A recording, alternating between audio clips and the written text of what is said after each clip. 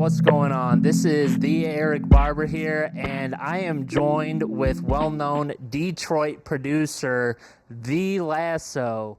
How we doing today, man? Hey, I'm doing great. Happy to be here with you. Thanks for coming through. Oh yeah, man, my pleasure, dude. And so, Lasso, let's hop right into this.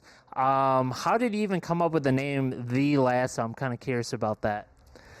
I was in my living room probably about 2010, 2011. I was playing a certain guitar part, and it came to me. I was like, it's time to start my own project. And I said it in one moment. I was like, man, something about this guitar part. I told my friend Grant, sounds like this guitar part should be called The Lasso. And, I was a Midwest kid dreaming of the Southwest. And, so I was just thinking about, others, just you name your thing and you stick with it sometimes.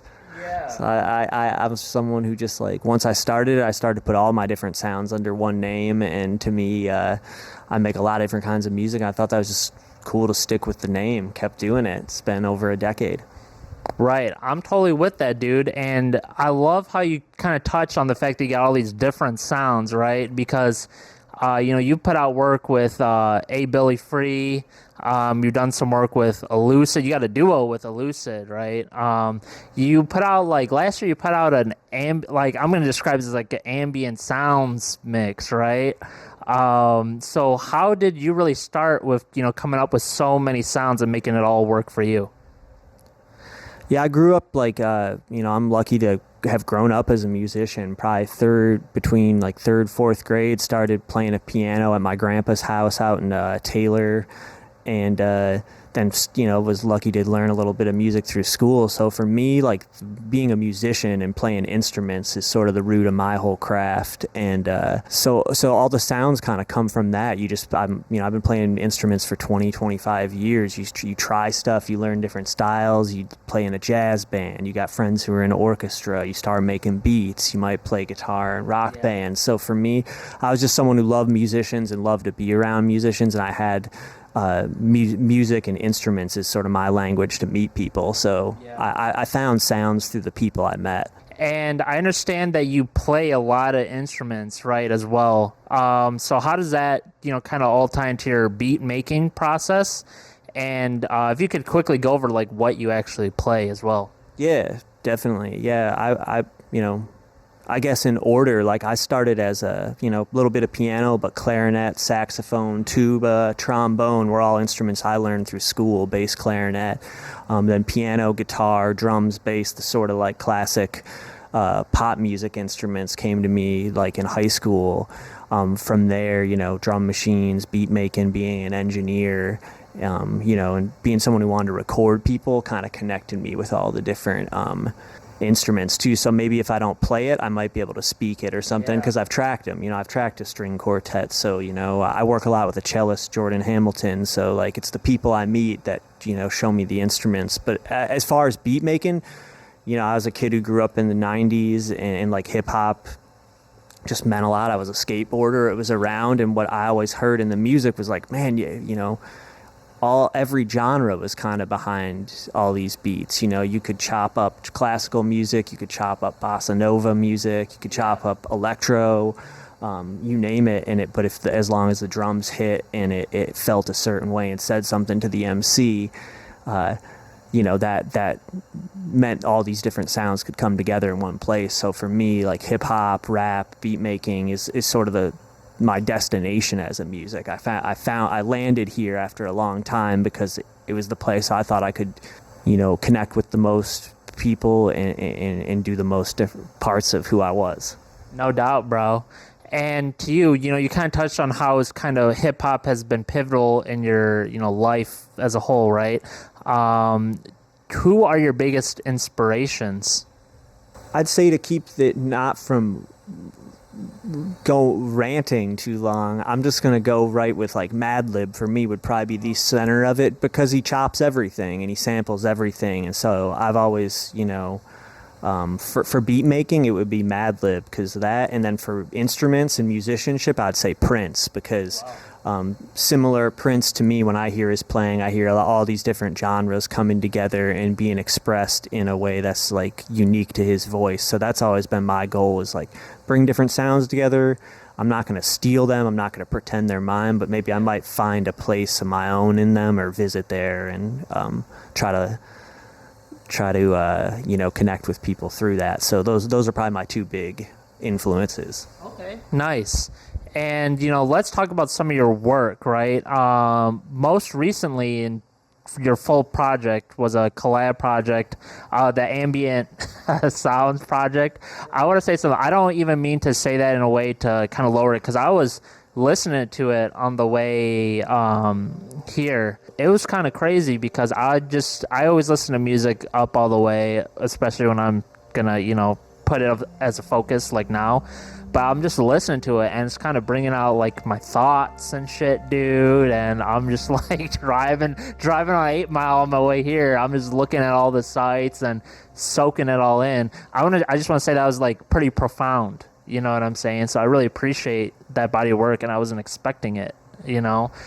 But yeah, well, I appreciate you saying that and trying it out. And yeah, I do think ambient music, it's not really about like, it's about like experiencing it. Like I don't expect people to listen to it or treat it like a rap album or something to be analyzed necessarily. It's just about like putting it on loud, and like, yeah, it like affects maybe your heart rate a little bit, or it makes you reflect on like the day you had, or a thought you've been on. And you actually made that record with the artist named Saltbreaker, and we're in a studio right now that he's sort of the curator of, and we recorded that project here. Yeah, it was a duo project, and I started the record upstairs, recorded all the keyboard parts, like improvisations, and gave them to him, and he finished them and turned them into kind of the final thing. Okay. What was the inspiration for like the whole thing? For me, it was like making ambient music that wasn't too positive or too dark. There's a lot of ambient music that can be like, feels almost like you're at like a church service or something. Like the Samsung ringtone. You know what I'm talking about? When you wake up, I don't know if you have. Exactly. Yeah. Ding, ding, ding. yeah. Like it can fall into those moods. Yeah, like ringtone vibes. Yeah, or like and then there's stuff then that's too like reminds me maybe of like a scary organ and like a cathedral. And like respect to artists who do all those sounds, but we try to do something a little bit in the middle, like just kind of big, nice, floaty chords. They move around maybe a little bit more than other ambient stuff, but inspiration was just kind of what it feels like maybe to be by yourself, like when you're out walking in the woods or something, or walking quietly in a quiet somewhere at night by yourself. Just like that sense of solitude. Did you guys record? I don't know. I kind of got the vibe. Did you guys record anything out in nature for it, or how did that come about? Yeah, really how it started is he gave me like a pack of field recordings. So yeah, like nature sounds and stuff. And so like I put those on just like looping. Woke up a couple mornings and played keyboards like along to them, and that was sort of like the impetus to start it. Was just like some recordings. He gave me just some like stuff he recorded around the city, and some nature stuff. That's sweet, dude. I mean, you always kind of any like dope producer documentary, you always see the dude recording the field music. You know what I'm saying? So I can totally picture. Shout out to Saltbreaker for bringing me into that ambient space. When I was maybe younger, I would do a little bit of stuff in that realm, but it was cool to like focus on it. It felt really good. It was cool. We worked on it for like a month straight last year, about a year ago. So it was really cool. That's dope, man. And you've also worked with the highly respected artist Billi Free. Right, and I know she was just here a little while ago, but I mean that was a really cool project too. And when I first heard it a couple weeks back, I just listened to your ambient stuff, and it kind of opens up with like 30 seconds of the ambient noise. I'm like, oh, that's crazy. Did he just? And then it just kind of kicks in, really high energy. So I like that too, quite a bit. But to you, what was it like for you to work with her, and kind of did you really kind of work to like tailor to her sound, or did you send her beats? How did that come about? Yeah, it really took years to develop like a collaboration. I feel like a lot of the artists I work with, like you might not see me produce a lot of one-off tracks with people. I'm sort of someone who just like locks in with somebody for, because, life kind of has us intersect. So like Billi and I met and kind of like circled around making music for a while, tried some sounds that didn't work, started to find a song here and there. I have a solo album called 2121 and she kind of like wrote a lot of that, like as far as the hooks before we got features. So like that was our first really focus on her singing, because I first heard her rap. Yeah. I was at a hip hop festival in Tucson. I was like, couldn't believe the flow I heard. I was just like, man, who's this? And actually didn't know she sang. So most of our music she sings on, but it was like I kind of heard her rap, and then she gave me a few demos. She's singing. And yeah, started with some features, writing choruses for me, helping me finish some stuff. And yeah, I think the sound is like, I cater it to her, but I think she caters her writing to me too. It's definitely like a collaboration. Like the two of us really like talk a lot, work a lot, we're friends in a way that makes it like it's a conversation. So I send her stuff, she sends it back. We bring in other friends who are musicians. So she's absolutely one of my favorite artists to work with. I actually just like yesterday, one of the best days I have any given, sometimes it's every month, sometimes every few weeks, is when I open my email and I got a pack of like new Billi vocals. Cause like, she's such a pro. Like she'll take a stat. I really only give her beats I know she'll probably write to. There's not a lot of fat in I don't want to say fat. There's not a lot of excess in our collaboration. And so I send her stuff, and maybe 2 months later I open that email. Oh shit, here it is. You go click it open. All the tracks are in Ableton, and it's a beautiful experience. And then we kind of edit it down. So shout out to A Billi Free, absolutely one of my favorite collaborators. And we have another full-length album coming out late this year that I'm just so proud of, so excited about. And doing a second album with someone and the whole thing, it's just so, you're just grateful when you meet people in life that you get to share an interest with. So yeah, I'm very excited about that collab.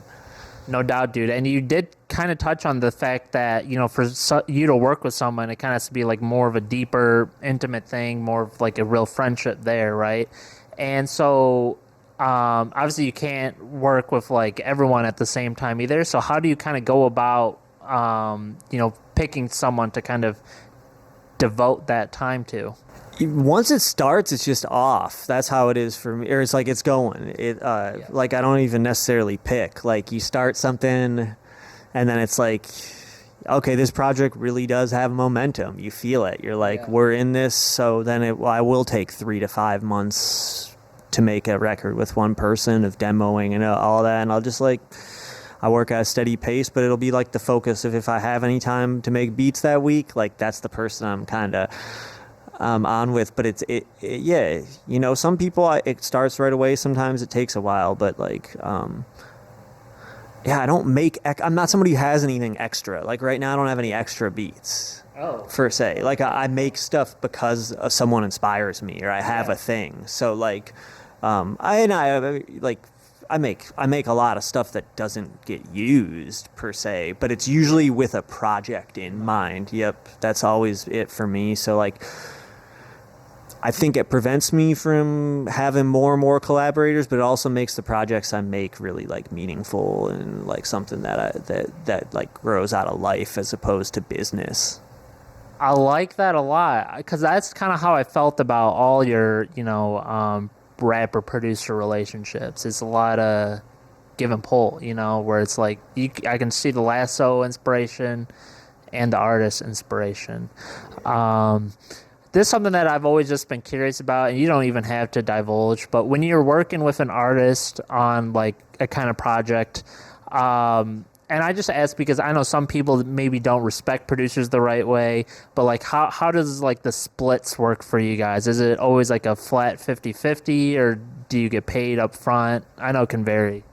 Yeah, it really does vary in the industry, and I don't ever let the business get in the way of the creativity, and I think that's what's kept me like going, and also what gets me paid over time is like, look, if we really got a creative thing, I'm gonna see that through, and I'm gonna do my best to make sure the business is handled.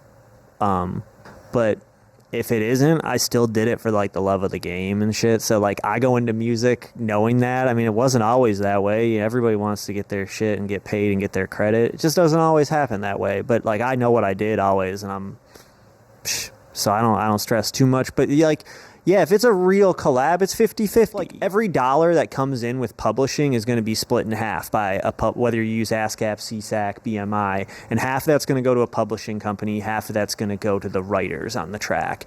There's a lot of different conventions for how that is. You need to cover both halves of that. And so, say I I make a song where I wrote all the music. The artist gets the beat mostly done, and then they put all the vocals and the melody on it. That's like a 50-50. But say like I bring in a string player and they contribute something that just like puts it over the edge. Now me and that artist might split the publishing half and split a majority of the writer half, but then we might kick the writer in each a chunk of ours, or kick the cello player or the sax player each of our writer chunk. So, like some bigger bands, they might do a thing where like the songwriter in the group owns really the publishing company side, but each of the band members might split the writer side. Now in rap, hip hop, if it's an even producer thing, yeah, you're going to probably get 50-50 sometimes in this industry. I think artists get more. The rap, you might get nothing as a producer. You might get, especially as a instrumentalist, you're lucky sometimes if you get credit once a track's out. Yeah. But like, other people that fucks up their life, for me, I just love it. Like, I get to buy bump tracks that I hear myself playing on that, and I'm not stressed about the money I didn't get, because usually the next thing comes out of that. Yeah. Like, yeah, I'm not like thirsty about it. So like, I think there's a place when you're like really true to it, but that doesn't mean I'm not trying to get paid or do my business, right? But yeah, I'd say yeah. I like thinking of it as that. Like, I want everybody to get cut in, and I just want it to be really true. Yeah. And there's a difference between production and A&R, but they kind of crisscross and stuff, and it changes record to record. Yeah. It's really based on the song even more than the artist sometimes, I think. Like, this piece of music, how do we really tell its story? Who played on it, who wrote on it, and hey, if it doesn't get right the first time, that doesn't mean it didn't happen. Yeah, no doubt. Well, I appreciate that answer, and I know that you have a real love for the art, so that's fire, man. So let's talk about one of your, really big collaborations with an artist that seems to only get bigger and bigger. You've put together a project with ELUCID, and you guys even got your own duo, Small Bills, right? So I'm curious, how did that project with ELUCID come about, and also how did Small Bills come about? Yeah, hell yeah. Well, shout out. The story starts with Lando Chill. Shout out Lando Chill, Chicago, Arizona artist. First like signed artist that really took me along on their path. And Lando had a really awesome arc between like 2017, 2019, where he was making so much music that was just killing it, like streamed a lot, and we were touring, and I produced a lot for him, and we were on tour in New York, and we did a bill with Miho Hattori, Lando Chill, and ELUCID. And ELUCID just walked up to me in the dressing room before the show, and he's like, "So what? You play the farfisa?" And it was fun, which is a kind of Italian organ. And I'm just like, man, what? And I was like, I do, first of all, play the farfisa. And I had him. I was like, how would this guy know? And it ends up like on one of Lando's records that I had played it, and we had written that in the credits. So I was like, man, this is cool as hell. This guy's funny. This would have been in like 2018. They had just put out Paraffin, Armand Hammer. Yep. And shit, it was like, from then, you're just like, we were just friends. We're just friends, man. We were homies. Like, started to talk and make music right away after that, send stuff. And I was signed to the label Mellow Music Group at that time, and they were just like, what do you want to do? I was like, I'm cooking with this dude ELUCID at that time, and this is pre even Shrines coming out. This was right, kind of early in Armand Hammer kind of really being killing it in New York City and East Coast, but in blogs and shit, but like, it's not like what it is now. Yeah, we just locked in, sent music to each other for a long time. We worked slowly. I was just it was a formative time for me. I'm just gonna talk. I don't care if this thing goes on a little too long. It's cool for me to reflect on, because like I was getting to, you know, like Lando and I had tracks that really got streamed, and he was a good artist, and I was like just finding my voice as a beat maker, and ELUCID was just such a patient dude, and like really like followed a long arc of me like trying things and stuff, and like he grabbed a couple beats here and there over a few years, and like he was, and so like I might have come up with like, I want to make an album with him, but like it was really him. He was the executive producer, if we had to say anything, and kind of the producer of that record, in terms of like he took my music, he wrote to it, and then he flew out here to this room we're in right here, the Deli, and Hamtramck, with Malachi, an incredible keyboard player from New York. I just saw him here on tour. He's No Name's keyboard player amongst other people, and then incredible singer Kay from up East Coast too. They came out here and we finished it, and ELUCID kind of visioned the whole thing. He took my music, he found other musicians and singers, he wrote verses, we tracked it all, and I call it Small Bills, and I'm just so stoked, forever grateful for the opportunity, and we're just like homies, man. I still, and we can talk more about it, but I still definitely obviously work with those dudes, and just like such like just a cool like experience of my life. Like any of these other projects, it was just like developed over time. ELUCID's such an incredible like lyricist, like so like a novelist or something like that. So for me, like I've always been into like film music and dance music and all these things, and he was just like, what he can do with words really allowed me, I think, to like stretch my sound, because he can convey so much in like 16 bars or something that like felt like scoring a movie or something. No doubt. Like more than some other artists, you might be really groove focused or style focused. With him, it was funny because I wasn't writing to the words, but it was like you're writing knowing this person's gonna be able to like kind of carve a crazy kind of individual path through it. That's sweet, dude. And I kind of got those vibes from the project too. I feel like from track to track, there's more variance in terms of the instrumentation than other stuff, than other projects, you know? Yeah, that's because, like I was saying, it took me all those, like those 2 years of trying stuff. Like in a lot of that record's me playing a drum kit and chopping it up. And then other tracks are drum machines and stuff. And like maybe during the drum machine time, I probably sent him like 20 beats, and like one really came through over time from that era. So that was just a different kind of project for me too. Usually it is like we're making this sound together. I make a lot of projects where I use the same instruments across the record. So that one was just a case where like it took all these different eras of my production to like get to the completed thing. So that's awesome. Cool. Yeah, I like that kind of record. Yeah, me too, man. I will say, and you can definitely clean things up, but like I'll be honest with you, it's such a weird personal pet peeve of mine. It's like when there's a hip hop duo, right, like Small Bills, but then there's only one project. I'm like, you guys did not need to be a duo, right? So I guess my personal ask of you two is like, I think we need something more, you know? I think we need the next installment. Is that like that's kind of a fair ask, right? That is a fair ask. Yeah, there's a long history of that. You like have a duo and you name it because it's his own universe, and it's such a no, the sound isn't done. Like it might not end up on a full project like that, but maybe Small Bills will be a part of like some of my projects and a part of some of his in a way, and maybe it'll turn into a thing. Like I don't know, like you put too many. I think that's why it's hard to get to to dig into the mindset. I think why it doesn't happen again is because when you put up boundaries on a thing, then all of a sudden it carries this certain weight. And if it's like, oh, it's our album and our thing, then it's like, well, what if I'm doing something else? What if I'm into like fucking making techno music or some shit? Like it just doesn't. You don't want to like cling to that as an artist. Like I'm not pressed about it. I like that people want to hear music again, and I feel the same way as a fan. I've gone through the same thing where you're like, dude, the fucking follow-up never came. Like, I really liked those artists together, and you might like what they did separately, but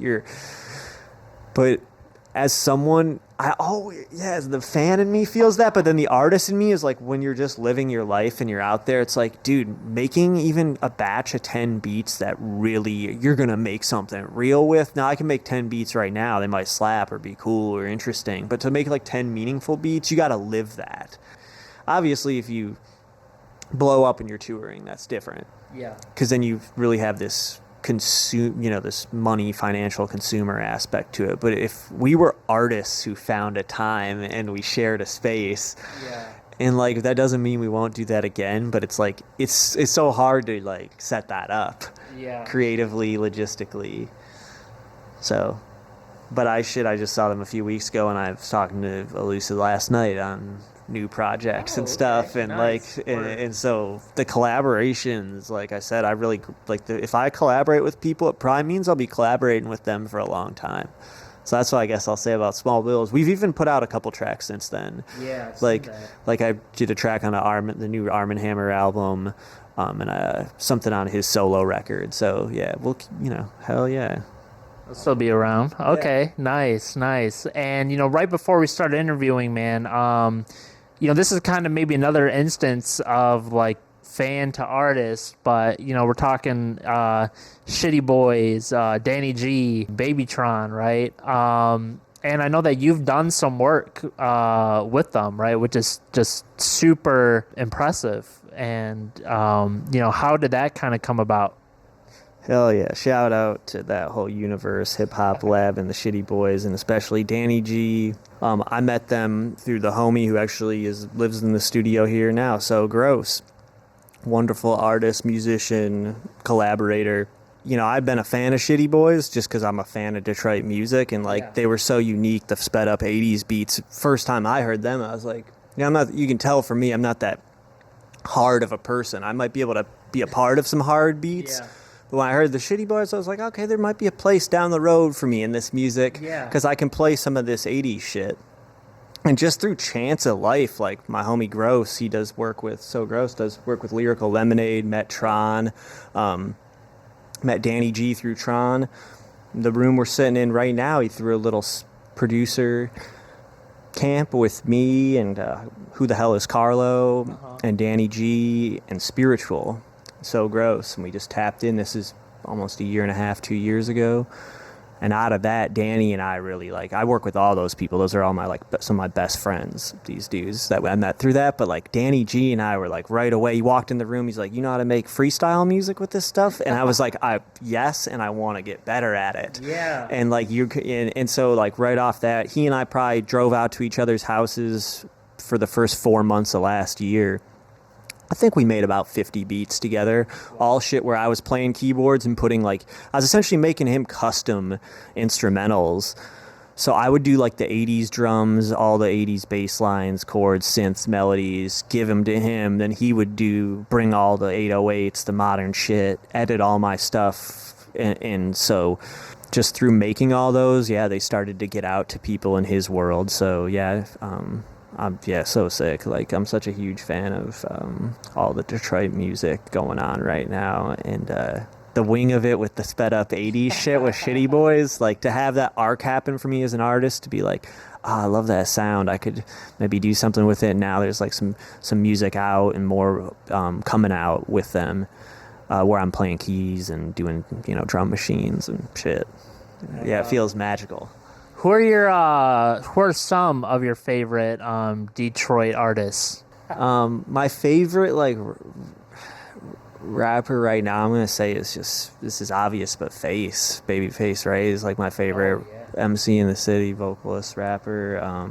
Let me just jump from all the trees. I'm a fan of all the trees. I love the Danny Browns, the Loopers, Bruiser Brigade shit, Bruiser Wolf, all that. I'm a huge fan of that. I fuck with Boldy and them, but you go back to the Dilla tree and all that. I'm a big fan of Amp Fiddler, is a huge inspiration on me.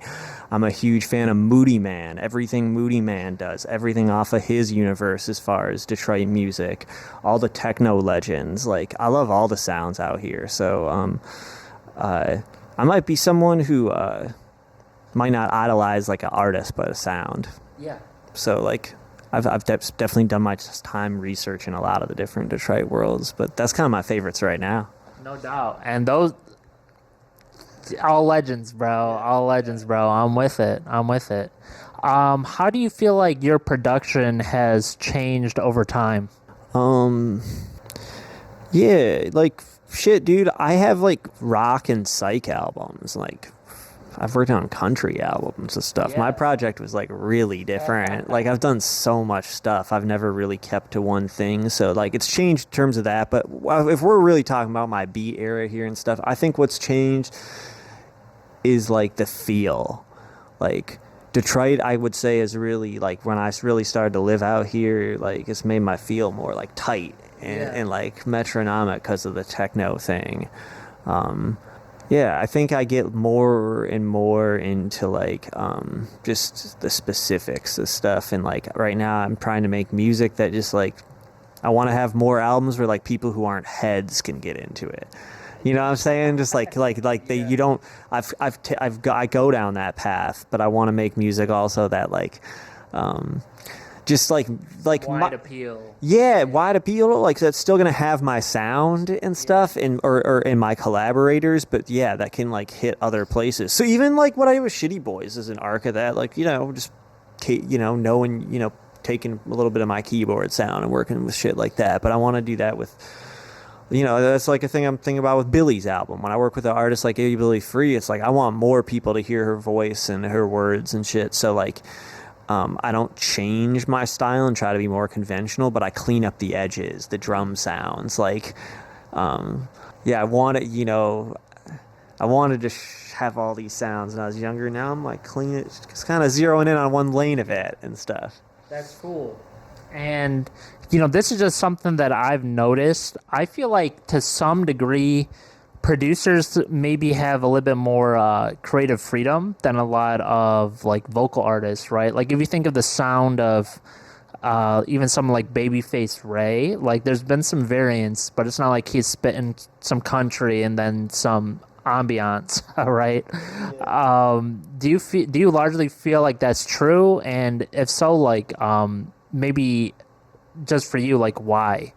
Yeah, definitely. I mean, because you become an artist and you become someone that, like, people really, like, fans and people, like, you're a part of their life now. Like, producers are like that in this subconscious way. Like, maybe your sound, like, becomes a part of people driving to work or something twice removed. But with an artist, it's right there. Like, if you're a Face fan, you're probably somewhat tapped in to a little bit of the sound and the whole just kind of brew of the thing. So like, you start to have to like cater to it, and like it does happen to producers. You think of like maybe Hit Boy or something. Yeah. He is right now, he's in this cool independent era where he's like, I want to show everybody I can chop and do all these things. But for the most part, he's someone who you can see like he probably could do a bunch of stuff. Like, he could make like, it's like, what does he want to do? And so maybe he wants to make money off of his shit. So it's like, well, people want you for what they know you for.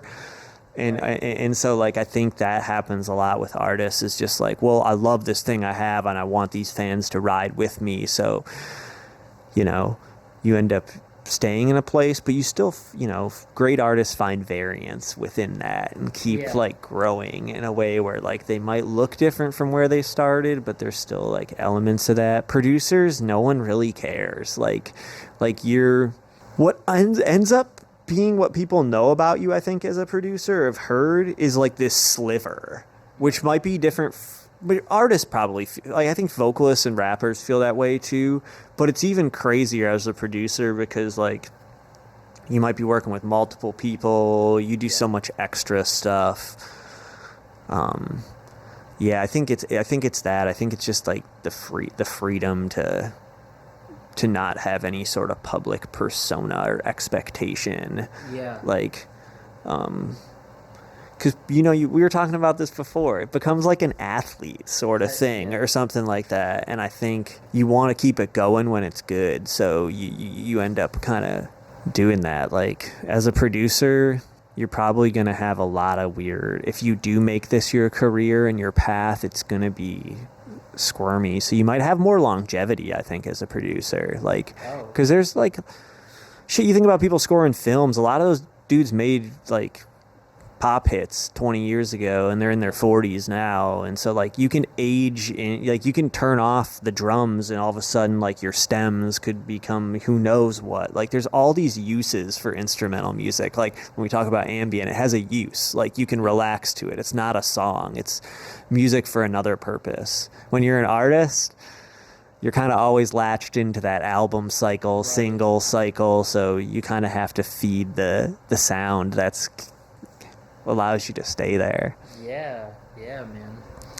And earlier we were talking, you got an upcoming, I just want to make sure I got it all right, you got an upcoming project, right? Coney Fries?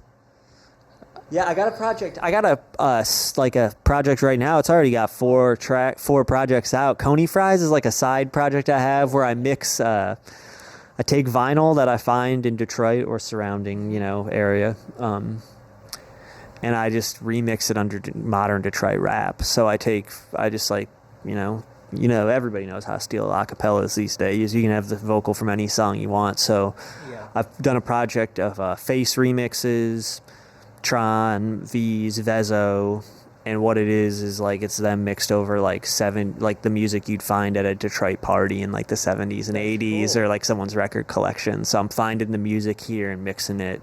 Just nothing added, no drums added, it's just records.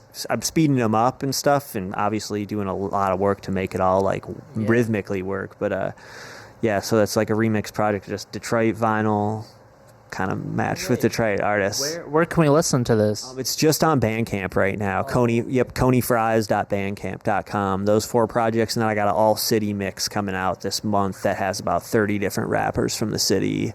So yeah, it's like I've been doing it for about a year now, and it's definitely just like trying to like do something with sampling that has like a little bit of like lineage mapping, kind of like just like connecting eras of stuff. Cool. So the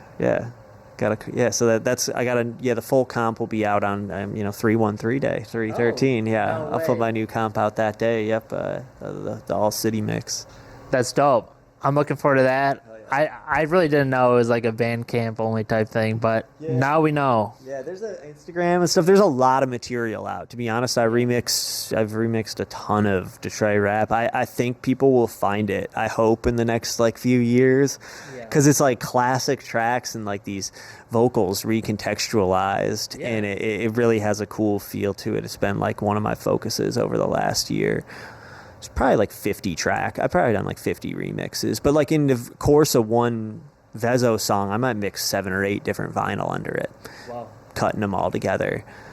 Yeah. So it might have a little bit of doo-wop, then some 80s shit, then some funk, some techno, and it'll really like flip your head. And like I didn't invent edits or blends or remixes, but there's something about just like shit you hear like Vezo rapping over like Hiroshima, which is this like 80s Japanese band that was really popular in Detroit, and the shit just like adds up. That's dope, man. Like I'm eager to check it out because it sounds like a little bit of a love letter to the city, man. Do you have anything that you are kind of outside of that? Do you have anything that you're kind of excited about in the future of like production, like maybe in a way that the space is moving? I know it's kind of an open-ended question, but I'd say I don't want to speak on it because I'm a little bit more of an outsider. I like being like, I'm older now. The changes are happening with people who are a decade younger than me. So like, I like that my role's changing. I like to be around musicians, and like, I'm a starter, like a starter. I start things. Like I don't maybe finish it. Like I might not know the artist it ends up with or be like a producer, but like I'm finding myself more and more just like in being around people who are taking music to the next place. Like even Danny and Carlo and shit, like, you know, they're part of a wave that, like, I didn't have anything. I'm around when it was starting up. I should make no claim to it. But like, it's changing music. Like, all the shit that's happened with just 808 sounds and snare sounds in the last few years. If your ear follows drum sounds, like, music's always changing. And I don't think I'm the one. I'm a part of the people changing it, but I might be around them, and I like to just talk about recording and music and be a part of shit. Yeah. That's what I'm excited about right now. I think my best albums are ahead of me, but I just like living as a musician. That's what's up, man. And speaking of that, what are your long-term goals with your music? I think find more collaborations that inspire me, make more records. I mean, I think any producer's like, I want to work with bigger artists and have my shit heard more. That's like, no shit, man. Every artist we all want to have our stuff heard more and resonate with people, but I don't think about that on a day-to-day basis. My goals are to continue to like live a life where I'm happy.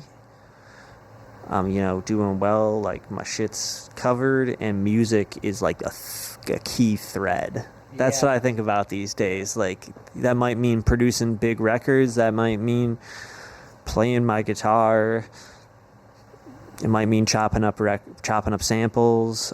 So for me, that's my big long-term goal with music. And I've said this since I was 10 years old when I started to get into music. I just saw it, and I think anyone does. You're like, this is going to go on forever if I want it to. There's nothing to run out with music. Like, right. So for me, if I can keep inspired, that's my main long-term goal. Like, keep waking up and feeling like there's something I want to do with music today. Nice, man. That's what's up.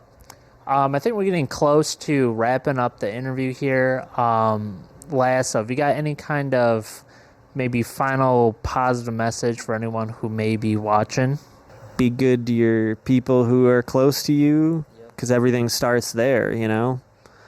Whether it's good stuff or bad stuff in the world, it starts kind of with your homies, your family.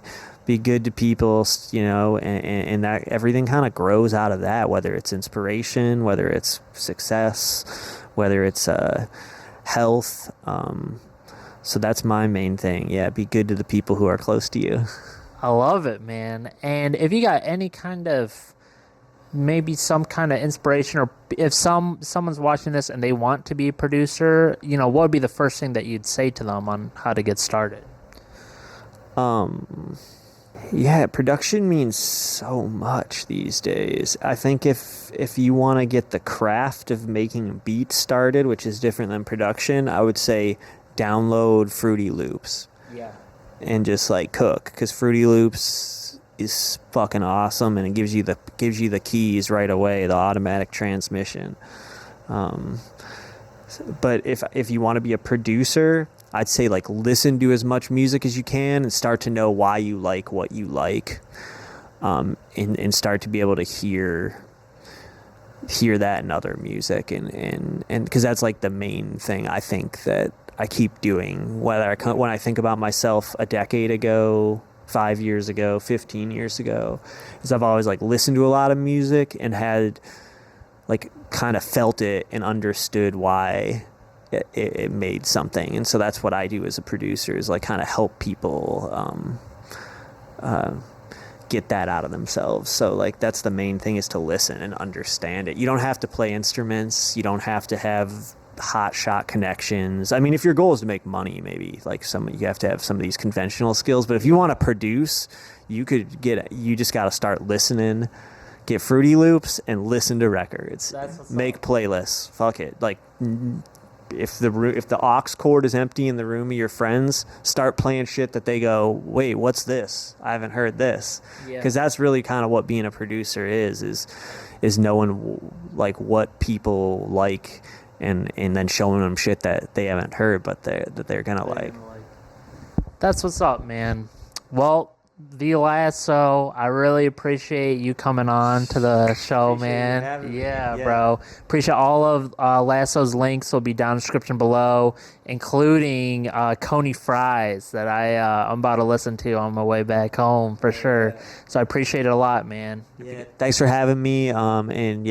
Sending you some great energy moving forward, and congrats on everything you've been getting going. Because I think you do. The last thing I talked about is kind of tap into why people like music and artists and your fans and listeners. So hell yeah, thank you. Awesome. Shout out to everybody out there who supports me. Oh yeah, Lasso, it's been a pleasure. Thank you so much, and peace out, everybody.